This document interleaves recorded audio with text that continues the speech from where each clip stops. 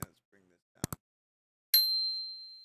Yeah, and then once I get my birth certificate, I can go take my license, and I can start making payments on a car and save a bunch of money on Ubers. Then I can go do cool stuff in public. Uh, but yeah, like we just gotta grow ourselves, and the brand. So that's really what I've been working on. I try to be as active as I can. Obviously, I upload a lot, right? Like I stream a lot. Not as much as I wish that I could.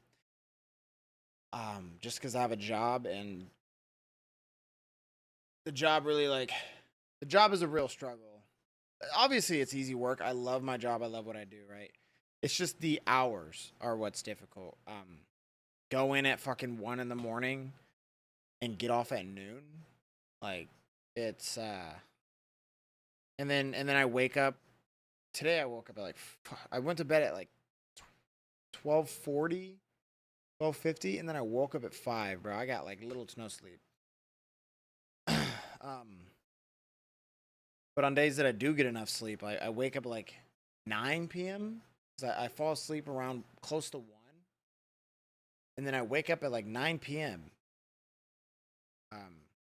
Get 7 8 hours usually of sleep, and then I get up, I take my shower, I get dressed, and then by the time that I take my shower, brush my teeth, get dressed, all that, it is close to 10 or 11. And I have to order my Uber at 11 because I work at 1. And since I'm out in Elkins, not every Uber driver wants to accept the ride to pick me up. And so sometimes it has taken like 3 hours before to get an Uber. Um, so yeah, I always have to prepare in advance to get to work and stuff. But yo, also, I have court on the 7th. It is the 2nd right now for me. 2nd. I have court on the 7th, bro. This has been anxiety inducing, because I wasn't able to afford an attorney, obviously, because the attorney quoted me. They're like, all right, it'll be $2,000 for each case. So there's two things which one of them makes no sense. The one in Fayetteville, which is Greenland District, literally got dropped, and all I had to do was pay my fines for missing the court date. By the way, all this is years ago, 5, 6, 7 years ago. The charges were dropped, and all I had to do was pay my fines for missing the court date, which I did. Some reason when I went to jail for the Elkin stuff, I was never told about the Elkin stuff. Didn't even know I had a warrant in Elkins. So when I got arrested for the one in Elkins, I also somehow got arrested for the one in Fayetteville, which I had already solved and paid on, which doesn't make any sense. So I also have to fight that one again and figure that one out. But yeah, I can't afford the attorney. I just can't. I mean, they said you can make payments. They're like, you can give us like $800 down, and then make like monthly or bi-weekly payments of $500. So they want $1,000 a month with $800 down. And then they said we can push it until October, and then once you've paid us all, like they're like, we won't do the case until we're paid all the money. And they're like, once we can push it to like October or November, once it's paid off, and then we can fight the case. Like that. Like that's just not worth it. I don't want to pay you guys $4,000, especially when 2,000 of it is going toward a case that I shouldn't have even went to jail for, the Fayetteville one. Oh, yeah. Which, yeah, I was like, I'm not gonna pay. I don't want to pay $2,000 to fight a case for the Fayetteville one when that one was already. That was a mistake on their end. 100%, that was a mistake on their end. I don't know what that was about. And I'm not gonna pay $2,000 for you guys to defend me on the Elkins one. I was like, look, it's not a big crime, right? Obviously, it's a petty crime. Like, it's not what anybody would consider a big deal.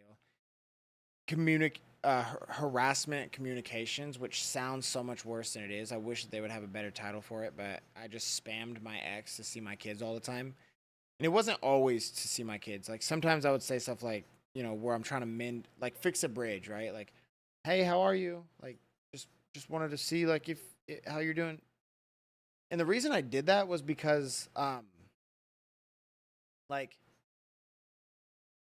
trying to figure out how to word it. It's like I don't want them to feel like all the time I'm pressuring them to let me see my kids. I want them to be aware that I'm also like I'm down and trying to fix like relationship with me and them, as in like a parental relationship. Like I would like to be on good terms with them. So like, oh, how are you doing? Like I do with my friends. Like, how are you guys doing? As if there's anything I can do, just let me know. Like, sorry about everything. If you ever want to talk, I'm here. Just shit like that. That's how it's been the past few years. Obviously, in the very beginning, I was a little more heartbroken, and it was more like feelings, and obviously, I imagine they felt guilty. I don't know. I imagine they felt guiltier in the beginning because of like I was hurt trying to fix it. Like, why would you do like what made you do this? Like, is there anything I could do? Like, just stuff like that, and making them feel guilty, which I didn't think about at the time. My thought process was it was really blurry, but I was just trying to fix things, right? So it was very weird. But anyway, I'm not gonna keep ranting about that. But I do have court on the 7th. The and court on the 15th. The one on the 15th, I'm not too worried about because that's the one where like I already paid the fines and the charges were dropped, so I don't know what that's about. So I'm expecting to go on the 15th and then be like, my bad, like have a good day, and just wasted 6 months of my time. But the one that I have on the 7th is the one that I'm like, I don't know what's gonna happen, bro, because I couldn't afford an attorney, bro. Like I'm more than sure I won't go to jail, but I did request off of work. So obviously, if I don't think I'm gonna go to jail. So let's say that I don't go to jail. I'll have Wednesday and Thursday off work, so I'll be able to stream those days. um, but yeah, I mean it's weird, bro. Like,